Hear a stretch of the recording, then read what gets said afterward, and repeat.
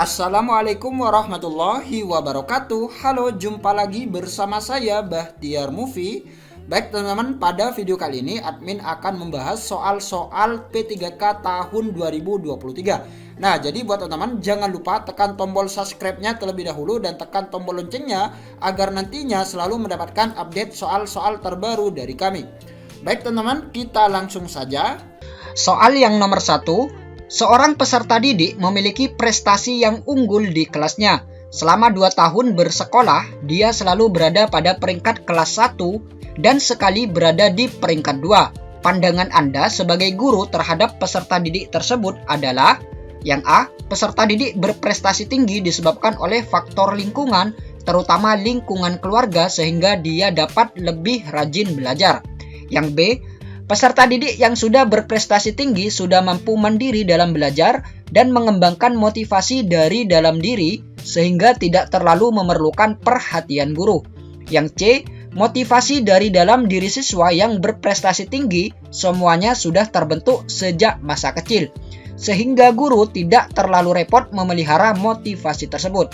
Yang D, semua peserta didik dengan prestasi tinggi maupun rendah sama-sama memiliki kebutuhan untuk memelihara motivasi belajar mereka, tetapi bentuk dan strateginya yang berbeda. Yang E, peserta didik tersebut yang paling penting diberi penghargaan atau reward sehingga motivasi belajarnya terpelihara dan prestasinya stabil. Nah, untuk soal nomor 1, ini ada salah satu siswa yang selama 2 tahun bersekolah, siswa ini selalu mendapat peringkat 1, teman-teman, dan sekali dia berada di peringkat 2. Nah, jadi pandangan Anda sebagai seorang guru terhadap peserta didik tersebut ini adalah, kita lihat yang A. Peserta didik berprestasi tinggi disebabkan oleh faktor lingkungan, terutama lingkungan keluarga, sehingga dia dapat lebih rajin belajar. Nah, untuk opsi yang A ini kurang tepat ya teman-teman. Karena apa? Karena prestasi tinggi dari siswa ini bukan hanya disebabkan oleh faktor lingkungan, tapi ada faktor-faktor lain yang mendukung siswa tersebut berprestasi tinggi. Jadi kurang tepat yang A. Kemudian yang B, peserta didik yang sudah berprestasi tinggi sudah mampu mandiri dalam belajar dan mengembangkan motivasi dari dalam diri sehingga tidak terlalu memerlukan perhatian guru. Nah, untuk yang B ini kurang tepat ya teman-teman, karena ini ada kalimat tidak terlalu memerlukan perhatian guru. Nah, jadi walaupun siswa ini berprestasi tinggi tapi dia tetap perlu perhatian dari seorang guru. Jadi kurang tepat yang B. Kemudian yang C, motivasi dari dalam diri siswa yang berprestasi tinggi semuanya sudah terbentuk sejak masa kecil, sehingga guru tidak terlalu repot memelihara motivasi tersebut. Nah, untuk yang C ini juga kurang tepat ya teman-teman. Kurang tepat yang C. Kemudian yang D, semua peserta didik dengan prestasi tinggi maupun rendah sama-sama memiliki kebutuhan untuk memelihara motivasi belajar mereka, tetapi bentuk dan strateginya yang berbeda. Nah, sepertinya yang D ya teman-teman. Kemudian kita lihat yang E. Peserta didik tersebut yang paling penting diberi penghargaan atau reward sehingga motivasi belajarnya terpelihara dan prestasinya stabil. Nah, untuk yang E ini kurang tepat ya teman-teman. Karena apa? Karena di sini yang penting diberi penghargaan sehingga motivasi belajarnya terpelihara. Nah, jadi ketika tidak diberi penghargaan, maka motivasi belajarnya ini bisa saja tidak terpelihara teman-teman. Jadi kurang tepat yang E. Jadi jawaban yang paling tepat ini adalah yang D ya teman-teman, yaitu di sini yang paling penting ini adalah memelihara motivasi belajar mereka. Nah, jadi buat peserta didik yang berprestasi tinggi maupun berprestasi rendah ini sama-sama memiliki kebutuhan untuk memelihara motivasi belajar mereka. Jadi jawaban yang tepat ini adalah yang D. Kemudian soal yang nomor 2, saat Anda menjadi seorang panitia penerima beasiswa, salah seorang guru sejawat menitipkan putranya agar bisa mendapatkan beasiswa tersebut. Menanggapi hal tersebut yang Anda lakukan adalah yang A, menerima permintaan tersebut karena tidak enak dengan hubungan yang sudah terjalin baik sebagai rekan sejawat. Yang B, menerima permintaan tersebut karena khawatir kalau nantinya hubungan dengan rekan sejawat menjadi buruk. Yang C, menerima permintaan tersebut asalkan kumpulan skor yang dimiliki putra guru sejawat tidak terlalu terpaut jauh dengan pesaing lainnya. Yang D, menolak permintaan tersebut karena sebagai pihak penyeleksi penerima beasiswa harus objektif dalam menetapkan peserta didik yang lolos. Yang E, menolak permintaan tersebut karena setiap peserta didik memiliki kesetaraan kesempatan dalam menerima beasiswa. Nah, untuk soal yang nomor 2, ini ada salah satu guru yang menjadi panitia penerima beasiswa dan ada salah satu teman dari guru tersebut yang menitipkan putranya agar bisa mendapatkan beasiswa tersebut. Nah, menanggapi hal tersebut, apa yang akan Anda lakukan? Kita lihat yang A, menerima permintaan tersebut karena tidak enak dengan hubungan yang sudah terjalin baik sebagai rekan sejawat. Nah, untuk yang A ini salah ya teman-teman. Karena apa? Karena dia menerimanya. Nah, jadi ketika dia sudah menerima, maka dia sudah tidak memiliki integritas ataupun kejujuran. Kita lihat yang B, menerima permintaan. Nah, menerima, sama-sama menerima ya teman-teman. Jadi kurang tepat juga menerima permintaan tersebut karena khawatir kalau nantinya hubungan rekan sejawat menjadi buruk. Juga kurang tepat yang B. Kemudian yang C, menerima. Nah, menerima lagi ya teman-teman. Jadi kurang tepat apabila menerimanya. Jadi kurang tepat yang C. Kita lihat yang D, menolak permintaan tersebut karena sebagai pihak penyeleksi penerima beasiswa harus objektif dalam menetapkan peserta didik yang lolos. Nah, sepertinya yang D ya teman-teman. Kemudian kita lihat yang E, menolak permintaan tersebut karena setiap peserta didik memiliki kesetaraan kesempatan dalam menerima beasiswa. Nah, jadi jawaban yang paling tepat ini adalah yang D ya teman-teman. Jadi sebagai pihak penyeleksi penerima beasiswa, guru ini harus bersifat objektif dalam menetapkan peserta didik yang lolos. Kemudian soal yang nomor 3, saat mengajar terjadi cekcok antara peserta didik yang kaya dengan peserta didik yang miskin dengan membawa-bawa isu perbedaan latar belakang status sosial ekonomi sehingga pembelajaran tidak dapat berlangsung untuk beberapa saat. Upaya yang dilakukan guru untuk melerainya adalah yang A, meminta keduanya untuk ke petugas tata tertib di sekolah, yang B, meminta berhenti dan menjauhkan tempat duduknya agar pelajaran dapat segera berlangsung kembali. Yang C, memarahi keduanya dan menyatakan bahwa kalau tidak dapat berhenti percekcokannya akan disuruh keluar kelas. Yang D, meminta keduanya diam agar pelajaran dapat segera berlangsung kembali dan mendialogkan percekcokan tersebut setelah pelajaran berlangsung. Yang E, memarahi keduanya dan menyatakan bahwa kalau tidak dapat berhenti percekcokannya, maka nilainya akan jelek di akhir semester.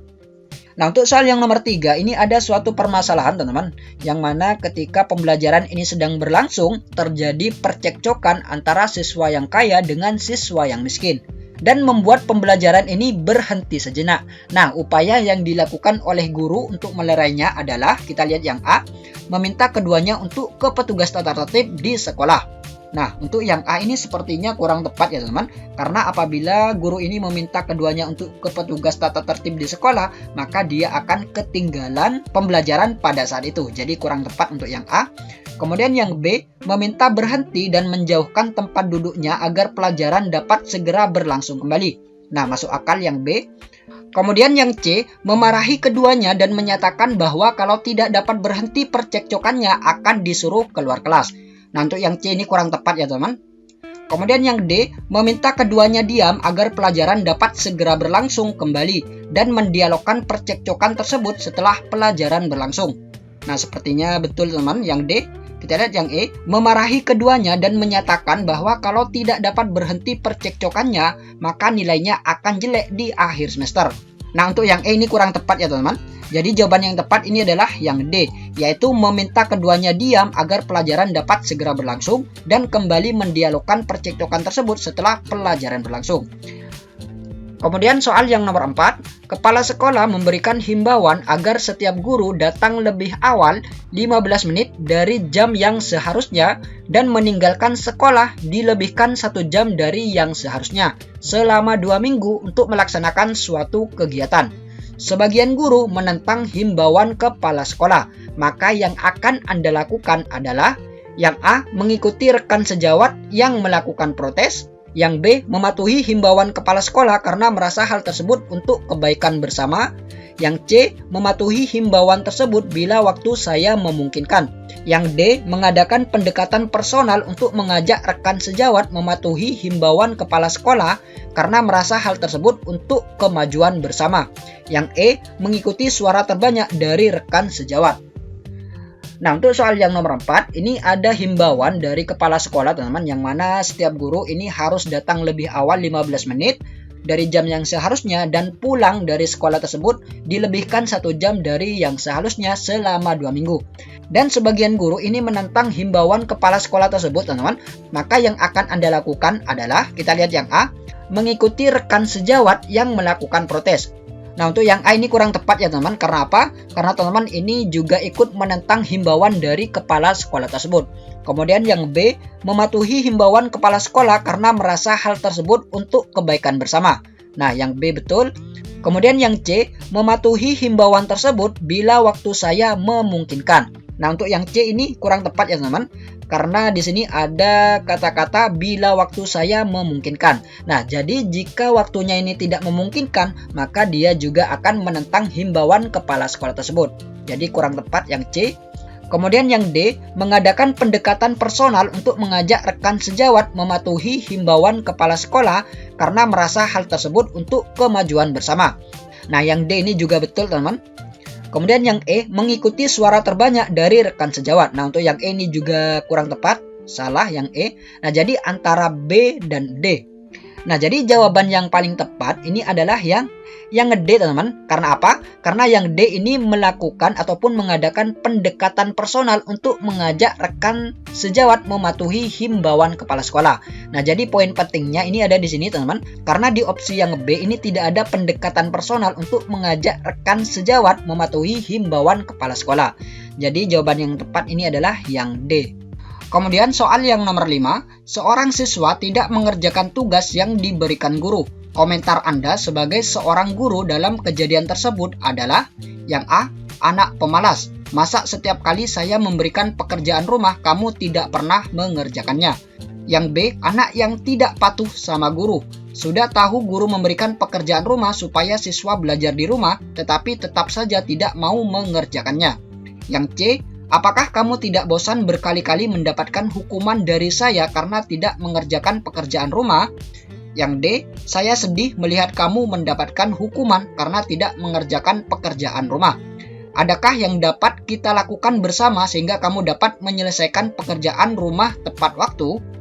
Yang E, saya tidak senang melihat kamu berkali-kali mendapatkan hukuman karena tidak mengerjakan pekerjaan rumah. Apakah yang seharusnya kamu lakukan agar dapat menyelesaikan pekerjaan rumah tepat waktu? Nah, untuk soal yang nomor 5, ini ada salah satu siswa yang tidak mengerjakan tugas yang diberikan oleh guru, teman-teman. Dan komentar Anda sebagai seorang guru dalam kejadian tersebut adalah, kita lihat yang A, anak pemalas. Masa setiap kali saya memberikan pekerjaan rumah, kamu tidak pernah mengerjakannya. Nah, untuk yang A ini kurang tepat ya teman-teman. Karena apa? Karena guru ini menyebutkan kata-kata yang kurang pantas kepada murid ataupun kepada siswa, yaitu anak pemalas. Nah, jadi perkataan ini adalah doa ya teman-teman. Jadi jangan sampai menyebutkan kata-kata yang kurang tepat kepada murid. Kemudian yang B, anak yang tidak patuh sama guru. Nah, ini juga sama teman-teman dengan opsi yang A, yaitu dia menyebutkan kata-kata yang kurang tepat. Kemudian yang C, apakah kamu tidak bosan berkali-kali mendapatkan hukuman dari saya karena tidak mengerjakan pekerjaan rumah? Nah, juga kurang tepat yang C ya teman-teman. Kemudian yang D, saya sedih melihat kamu mendapatkan hukuman karena tidak mengerjakan pekerjaan rumah. Adakah yang dapat kita lakukan bersama sehingga kamu dapat menyelesaikan pekerjaan rumah tepat waktu? Nah, jadi sepertinya yang D ya teman-teman. Kemudian kita lihat yang E, saya tidak senang melihat kamu berkali-kali mendapatkan hukuman karena tidak mengerjakan pekerjaan rumah. Apakah yang seharusnya kamu lakukan agar dapat menyelesaikan pekerjaan rumah tepat waktu? Nah, untuk yang E ini sepertinya juga kurang tepat ya teman-teman. Jadi jawaban yang paling tepat ini adalah yang D, yaitu kata kuncinya ini ada di sini teman-teman. Adakah yang dapat kita lakukan bersama? Nah, jadi ini ada perbaikan dari guru teman-teman, yaitu ada inisiatif dari guru bagaimana supaya siswa ini bisa mengerjakan tugas yang sudah diberikan oleh guru. Nah, jadi jawaban yang paling tepat ini adalah yang D. Semoga video ini bermanfaat. Wassalamualaikum warahmatullahi wabarakatuh.